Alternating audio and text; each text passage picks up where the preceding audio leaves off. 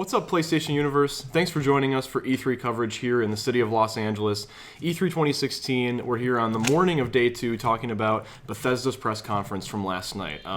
In some ways, it was the show opener, even though EA had a show before theirs. But I think we're all in agreement that Bethesda had at least a little better showing, right? It's just what degree of better was it over EA's conference?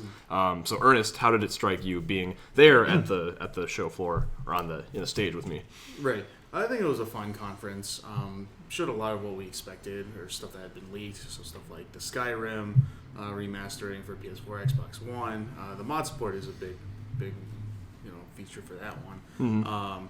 I think the biggest surprise was the Prey, sort of reboot announcement. Yeah, that was kind of Arcane Studios. That was the big reveal moment in a way, right? I mean, there wasn't much else for surprises when it comes to Bethesda's show, except maybe the Skyrim remaster. But Prey was kind of the hotly everybody knew about reboot. the Skyrim remaster. Yeah, that was paying attention. Well, and the fact that it was even if you weren't paying attention, it's a foregone conclusion, like, right? At some point, it'll come around.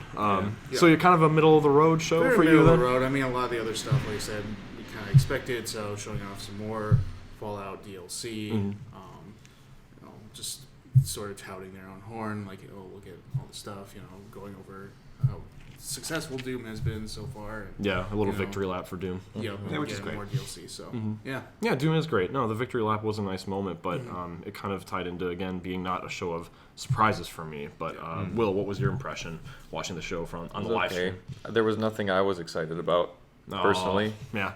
So it was. Well, what was your favorite moment if you had to pick a single one? What would be something that Bethesda came out for you? There honestly wasn't. Or your least favorite. There honestly wasn't. Well, that was the thing, is that I wanted Prey 2 so badly from what we saw years ago in the trailer, and that basically that sci-fi like bounty hunter and world, and like the basically Star Wars bounty hunter, but like bigger, better, and more insane. And that was absolutely not what we got. No. So I was just like, I know it's a very different game. It looked beautiful, like what they showed. Yeah. It wasn't gameplay, but it looked really good, and I know it's going to resonate with a lot of people, but that genre just does not interest me much because it's been done a lot. And it would have been a more unique, having a bounty hunter type of game in a sci-fi universe is like a cliched idea in a lot of media, but it's not done a lot in games, and that's something that I would really It's have true, liked they to don't see. touch on it much. So, or at least you get these sci-fi settings with the planets and worlds like Mass Effect, but it is very much kind of a goody two-shoes RPG yeah, story like you have a facing great world mission, evil. and it's just like, if you're just a bounty hunter, like you can have some grander thing that you have to do and focus on, but it's just like you have deal with the scum of the earth all would the you time. have liked Arcane's Prey more if it was not called Prey? Because it almost It seems should- like yeah. it seems like a completely different game. It is that very- didn't yeah, even need to be called absolutely is. Prey. Yeah. It's Yeah. just that now you know that what was Prey 2 that's what they were is not happening. So so now that They just could've completely let like the- crushed the dreams that I had for They it. could have left your candle of hope alive, but, Yeah. not happening. So There's a couple other highlights, though, of the show that we didn't touch on yet. Quake Champions kicked things off, and we were talking a little bit last night about how that's PC exclusive for now, but it feels kind of like an XCOM 2 moment to me, where it's PC by name and by press release, but then all of a sudden, never mind. So, I mean, it's something we presumed would happen at some point. Maybe quite early. Didn't think it would show up this year, but and you and I are big arcade shooter fans from back in the day, like Unreal Tournament especially. Like that was our jam for a while. So I'm excited for this just to see where it me goes. too. Yeah. There was that note there at the end, though, that it's character abilities, and that's something that I think, being there and feeling the energy of the crowd, it was really high up. It was, coming out with Quake, it was a big bombastic opening, and you had all these diehard Quake fans there in the crowd, and then you could just feel that meter drop a little bit when they mention character abilities and play the way you want to play. So I think there's a worry. Yeah, that's I'm getting sick of that, honestly. Now the play how you want to play. It's like, no, set everybody the same, and then make them work. Like you should at least have that option. Yeah, drop avatars into a room and have everyone have the same. Just have everything ability. being. Like I said, like the hero shooters, like Overwatch is cool. Right. I like Battleborn coming out, but they're all basically, no matter what they are, what they call themselves, they're just MOBAs in different forms. And not every new shooter has to take on that sort of that's format. exactly It doesn't right. fit. Yeah. It doesn't fit for every single franchise, especially something like Quake. And coming from an MMO background, playing Final Fantasy XIV heavily, I know that what ends up happening in these highly competitive environments is that the game hits, Reddit analyzes it for about 2 weeks, and then they figure out the optimal layout, and then everybody plays that character. In the case of Overwatch, there's an offense, a defense, and a support class that everyone's going to be using because it is the theoretical best, like in a vacuum. and then you've lost the Pretty kind much. of diversity that they talk about going into the release. So, still a cool thing to see. Good thing for Yeah. fans. Well, you said that was the same developer doing that did the time shift, right? Yeah, that's So what for, I'm like, the seeing on powers and Twitter. Yeah, stuff. it's not the same exactly. So, not it themselves, although I'm sure it has the creative direction behind it and is guiding things Yeah. along. I So- like the shooting mechanics and time shift. Yeah. But That's an Dishonored arcade 2 shooter. also. We haven't touched on Yeah. Dishonored 2 at all. Yeah. And that was how they closed the show, with a good solid 20-minute block of various gameplay trailers, some story flavor. How did that strike you as being sort of a fan of the original? But I know the original had its disappointments for you as well. I was a fan of the idea of the original more than I was of the game, Okay. because I was super excited. I read the first thing that was ever written was in a Game Informer magazine about it. That was like the reveal for it, and I had no idea what this was because it was the first time, and I thought it was like the most amazing idea ever. I thought Right, it sounded really yeah. awesome. Well, the Then it art was in like- that cover story was just amazing. Yeah, then so- it was like 2 years or something since then, or 3 years, and then the game came out, and it just part of it was like graphically, and other parts of it was not on par with the other things that were out at the time. So it just kind of had some catching up to do with the gameplay that it had, and the gameplay was not that wowing to me either compared to other things that were out. And just the combat itself felt really light, in meaning that like there was no, it felt like you're stabbing air all the time. There was no right, like, there's there was like a no weightless resonation of feeling. fluidity Yeah, to there was it, no yeah. like resonation. It didn't resonate as like actually like Yeah. having a visceral feeling of like stabbing somebody and pulling it out, or having anything feel like you were doing it. It was just kind of like watching animations happen. That's what I got from the Yeah. footage we saw in 2. And with respect to, you know, it does, I did get that vibe as well watching the trailers, in terms of the combat looks very similar, but you know, at this stage we gotta wait and see what the actual game ends up playing like.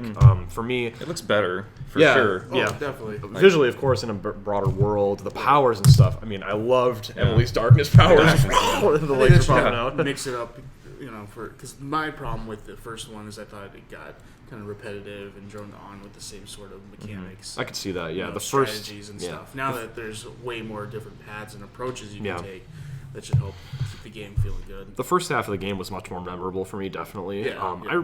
I would peg it at like an 8 or an 8.5 personally, so I'm excited for this one. But one thing that strikes me as weird is now we're turning Corvo Otano, the main character of Dishonored 1, who was a prototypical mute protagonist in like the grand tradition of Gordon Freeman and all these other kind of like first-person silent avatars, Yeah. and now he is a fully fleshed out character with Right. with voice Loud acting and a dialogue face and and stuff. like all this kind of stuff. And you know, that's fine. That's the way we're going. We're moving away from that flavor of the original. I just hope that the gameplay gets amped up in a way that makes up for that, because there was something Well, I think it special. would be, well, it's different because it is the same character that they're transitioning, but even visually, Adam has pointed out, it looks like Bioshock Infinite, and that's kind of the same thing, where Bioshock completely mute characters, who's the main person, then it went to actually voiced one. Yeah, that and was that's- extremely well received. Yeah, and that did a end lot, up a lot of that very had to do true. because of Yeah. Troy Baker that was Yeah, involved I and agree with did a that. great job. And I but- mean, part of that is from the narrative approach, because they show, you know, they stated and showed off that there's the inner monologues that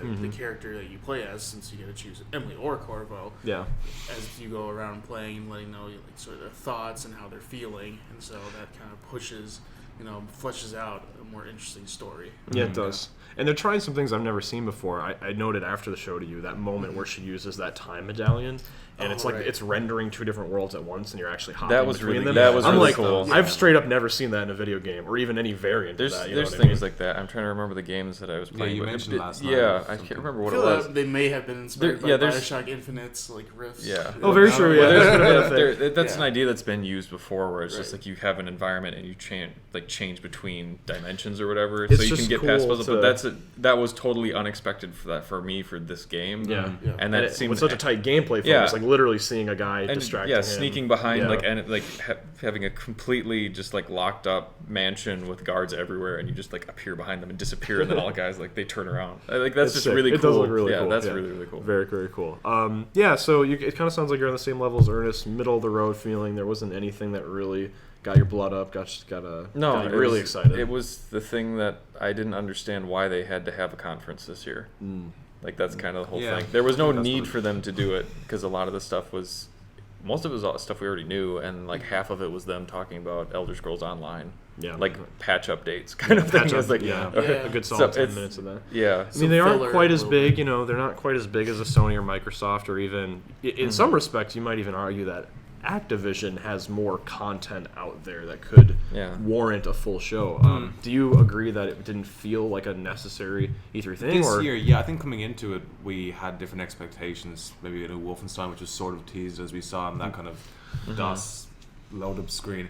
That would have, real quick, that would have made a big difference for me in the show as a whole. I enjoyed the show for what it was, but to have Wolfenstein actually show up and be a new thing, I mean, it was sorely missing like one more game that we hadn't heard of. And to find out about that after the show was deflating. Cause it was Evil Within 2 was another one that people were thinking would very true. Tango on the reel at the end. Right. I think it just seemed like a show just for the diehard fans of their established franchises. It was just a reaffirmation of what they have. Like, we have Fallout 4, we have this platform.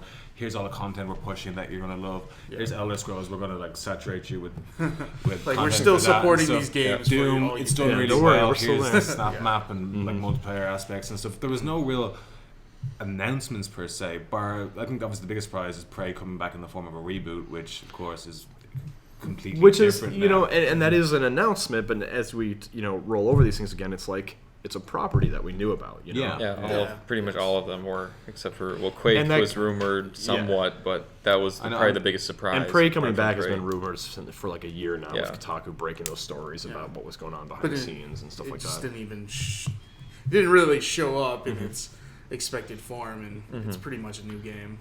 So we're all about PlayStation, of course, and we're all looking forward to Sony's conference this evening. So what does Sony have to do to make sure that their show is a better time than Bethesda's was last night?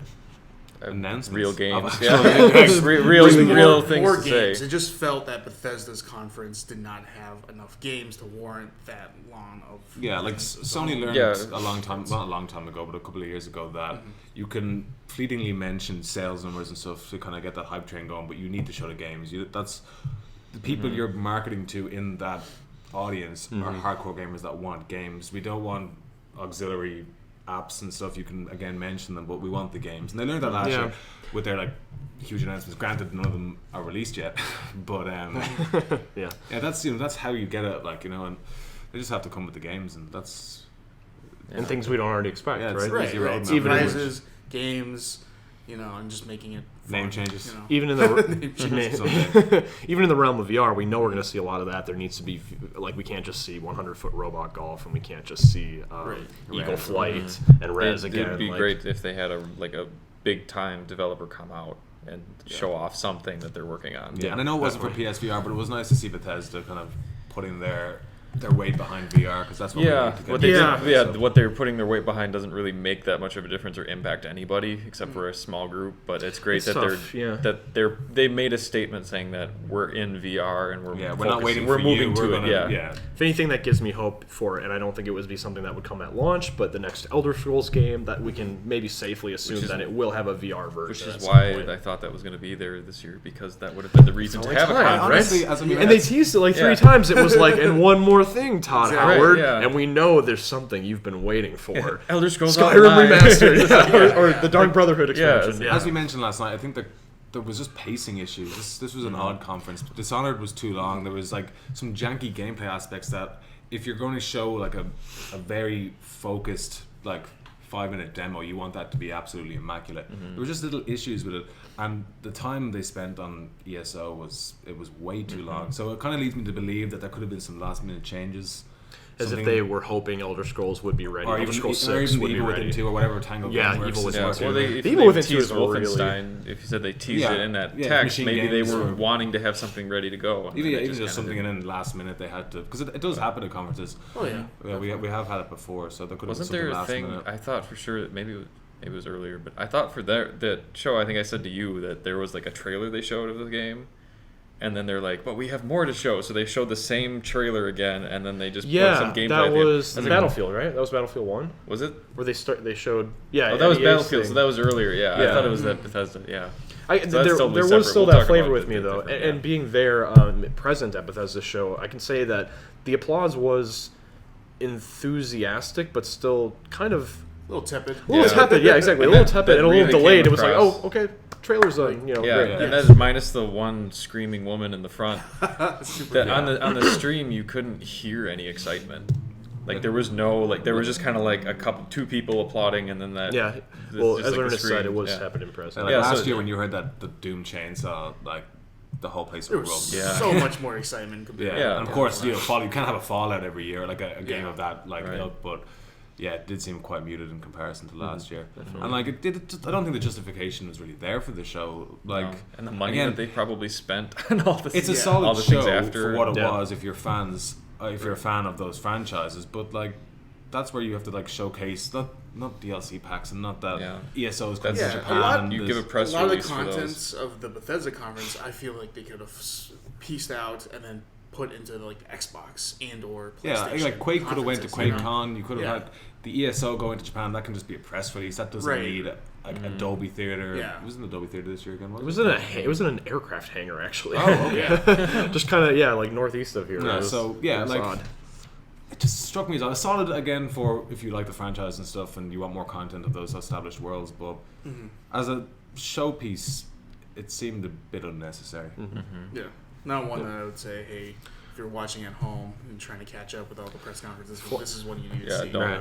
Don't worry about this one if you missed it. Yeah, Exactly. it flies in for me at about a 5 or 6 out of 10, all things considered. I'd say so as well. Yeah, there was nothing inherently wrong. And there was just nothing exciting. And they didn't do anything objectively bad. You know, Yeah, they didn't spend 15 up. minutes on PlayStation Eye or There were no PS flops. Move. There were no demo crashes. Right. But it was Yeah, it was well run. it's just kind of for the most part. It was a warm up. It was a warm up piece to the action happening today. So Fingers crossed. So there's that. Thanks for watching our thoughts on Bethesda's press conference. Stay tuned to PlayStation Universe throughout the whole week as we've got coverage here live in Los Angeles, as well as covering all the news, trailers, screenshots, and stuff at home.